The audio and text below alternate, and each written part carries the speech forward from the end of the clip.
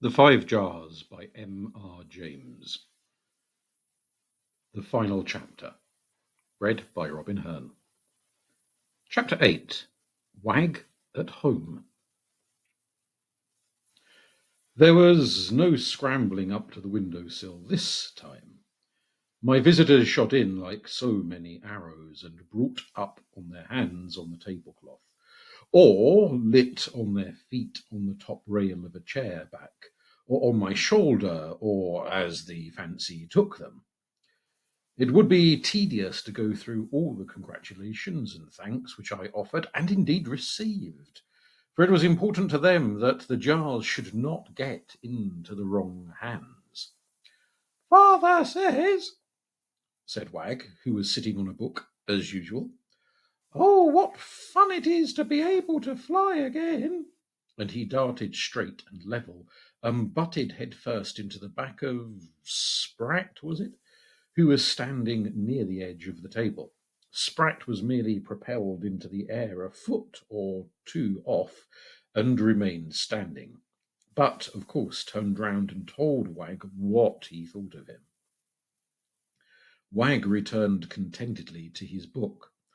"Father says," he resumed, "he hopes you'll come and see us now. He says you did all right, and he's very glad the stuff got spilt, because they'll take moons and moons to get as much of it again. He says they meant to squirt some of it on you when they got near enough, and while you were trying to get it off, they'd have got hold of." He pointed to the box of jars. There was a shyness about mentioning it.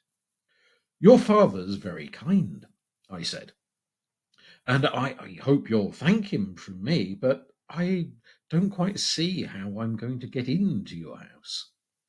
"Fancy you not knowing that," said Wag. "I'll tell him you'll come." And he was out of the window. As usual, I had recourse to Slim. "Why, you did put some on your chest, didn't you?" was Slim's question. "Yes, but nothing came of it." "Well, I believe you can go pretty well anywhere with that, if you think you can." "Can I fly then?" "No, I should not say. I mean, if you couldn't fly before, you can't now." "How do you fly? I don't see any wings." "No, we never have wings, and I'm rather glad we don't. The thing that's have them are always going wrong somehow. We just work it in the proper way with our backs, and there you are, like this." He made a slight movement of his shoulders, and was standing in the air an inch off the table. "You never tried that, I suppose?" he went on. "No," I said. "Well, only in dreams," which evidently meant nothing to him. "Well, now," I said, "do you tell me that if I went to Wag's house now, I could get inside it? Look at the size I am." "It doesn't look as if you could," he agreed, "but my father said just the same as Wag's father about it." Here Wag shot onto my shoulder. "Are you coming?" "Yes, if I knew how." "Well, come and try anyhow." "Very well, as you please. Anything to oblige." I picked up a hat and went downstairs. All the rest followed, if you can call it following, when there was at least as much flying up steps and in and out of banisters as going down. When we were out on the path, Wag said with more seriousness than usual, "Now, you do mean to come into our house, don't you?" "Certainly I do, if you wish me to." "Then that's all right. This way. There's father." We were on the grass now, and very long it was, and nice and wet. I thought I should be with all the dew. As I looked up to see the elder Wag, I very nearly fell over a large log which was in the very which it was very careless of anyone to have left about. But here was Mr. Wag within a yard of me, and to my extreme surprise, he was quite a sizable man of middle height, with a sensible, good-humoured face, in which I could see a strong likeness to his son. We both bowed, and then shook hands, and Mr. Wag was very complimentary and pleasant about the occurrences of the evening. "We've pretty well got the mess cleared up, you see. Yes, don't be alarmed," he went on, and took hold of my elbow, for he had no doubt seen a bewildered look in my eyes. The fact was, as I suppose you have made out, not that he had grown to my size, but that I had come down to his. "Things right themselves.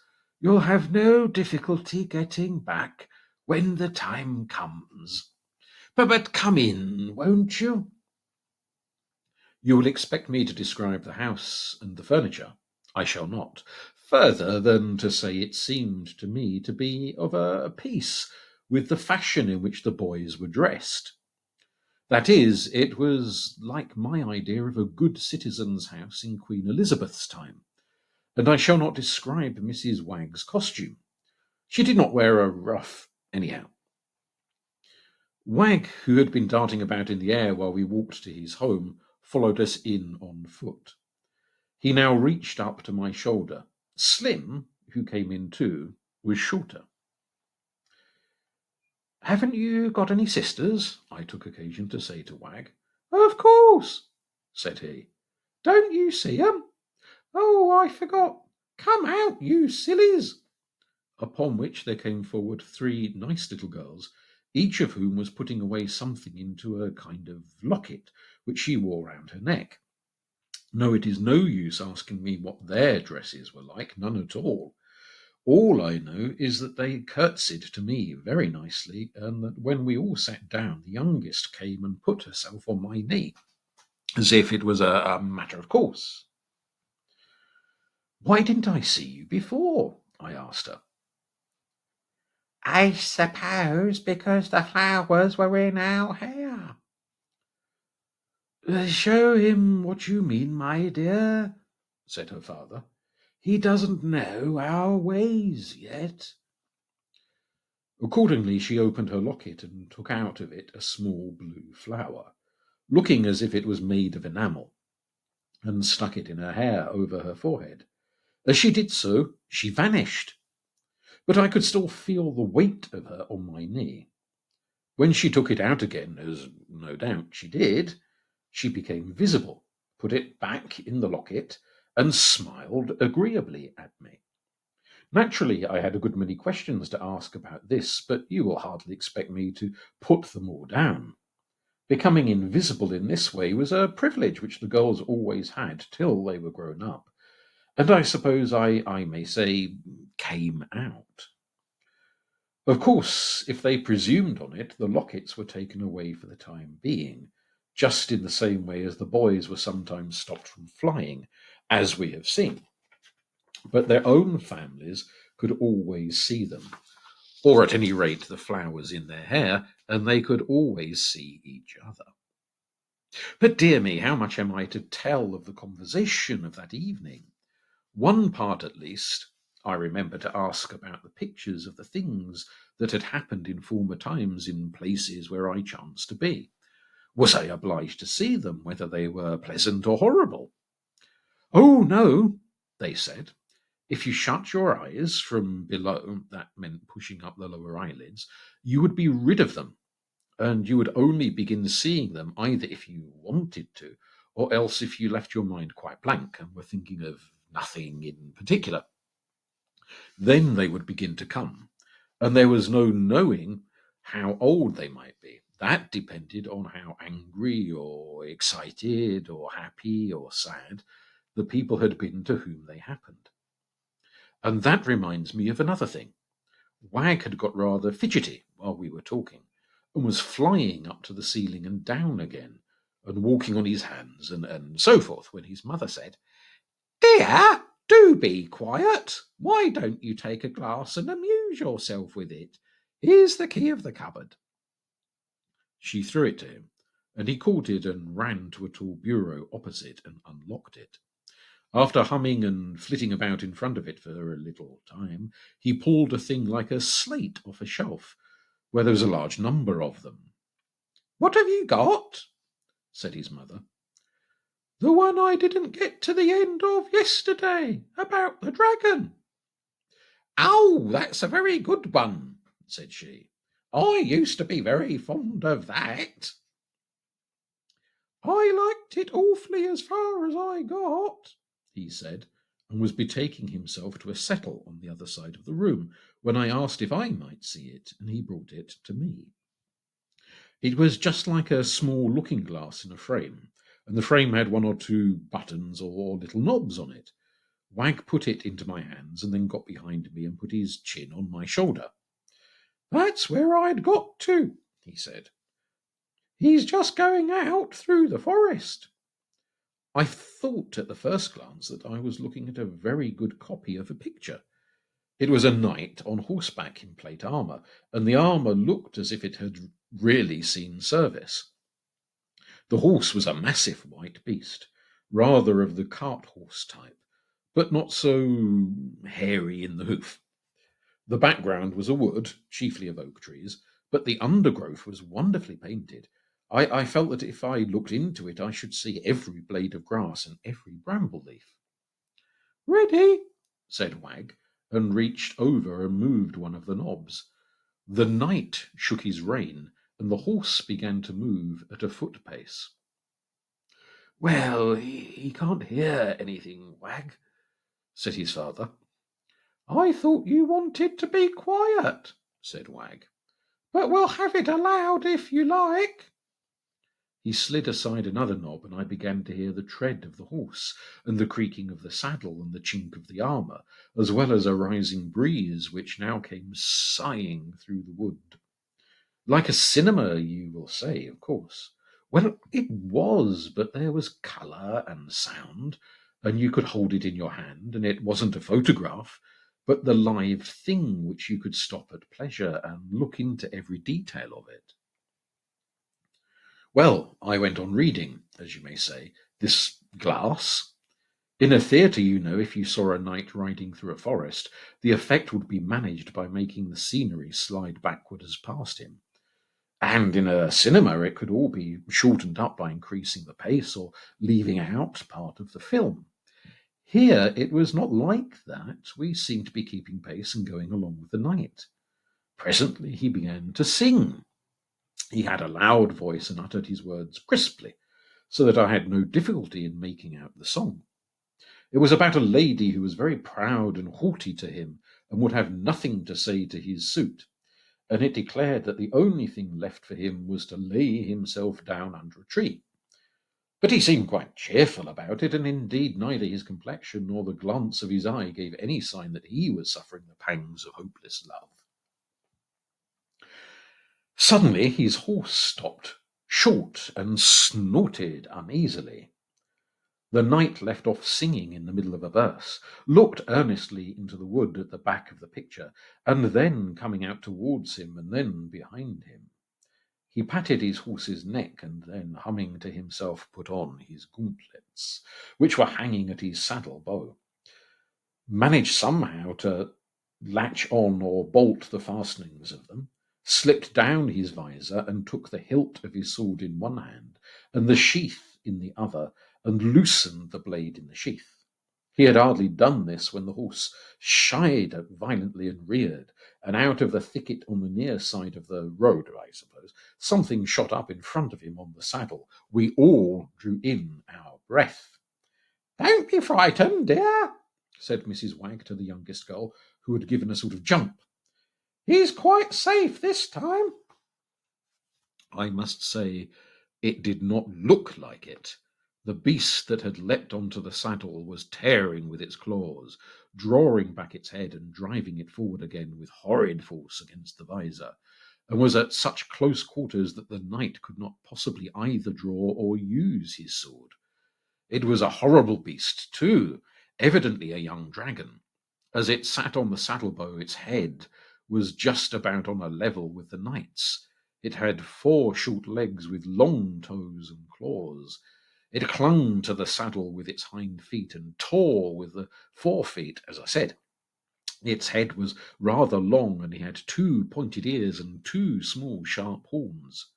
Besides, it had bat wings, with which it buffeted the knight, but its tail was short. I don't know whether it had been bitten or cut off in some previous fight. It was all of a mustard yellow colour. The knight was, for the moment, having a bad time of it, for the horse was plunging and the dragon doing its very worst. The crisis was not long, though. The knight took hold of the right wing with both hands and tore the membrane upward to the root like a parchment. It bled yellow blood, and the dragon gave a grating scream. Then he clutched it hard by the neck and managed to wrench it away from its hold on the saddle. And when it was in the air, he whirled its body, heavy as it was, first over his back and then forwards again, and its neck bone, I suppose, broke, for it was quite limp when he cast it down.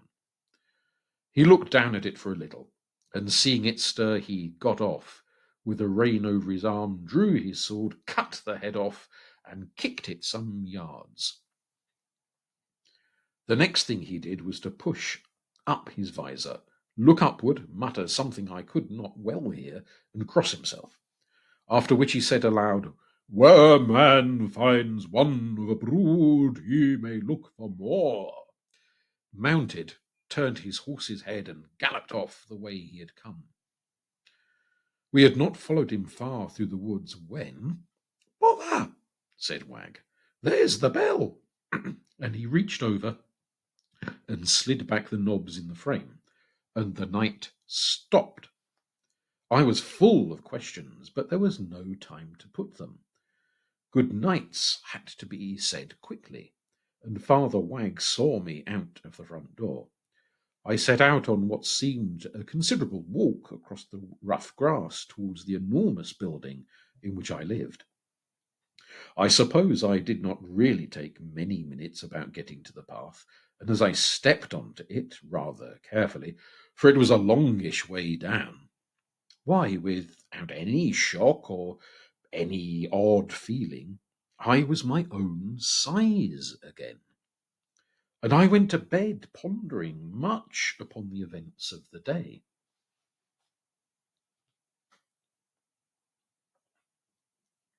Well, I began this communication by saying that I was going to explain to you how it was that I heard something from the owls. And I think I have explained how it is that I am able to say that I have done so. Exactly what it was that you and I were talking about when I mentioned owls, I dare say neither of us remembers. As you can see, I have had more exciting experiences than merely conversing with them. Interesting and, I think, unusual as that is. I have not, of course, told you nearly all there is to tell, but perhaps I have said enough for the present. More, if you should wish it, another time. As to present conditions, today there is a slight coolness between Wisp and the cat. He made his way into a mouse hole which she was watching and enticed her close up to it by scratchings and other sounds. And then, when she came quite near, taking great trouble, of course, to make no noise whatever, he put his head out and blew in her face, which affronted her very much. However, I believe I have persuaded her that he meant no harm. The room is rather full of them tonight. Wag and most of the rest are rehearsing a play which they mean to present before I go. Slim, who happens not to be wanted for a time, is manoeuvring on the table, facing me, and is trying to produce a portrait of me which shall be a little less libellous than his first effort. He has just now shown me the final production, with which he is greatly pleased. I am not. Farewell. I am, with the usual expressions of regard, yours, M or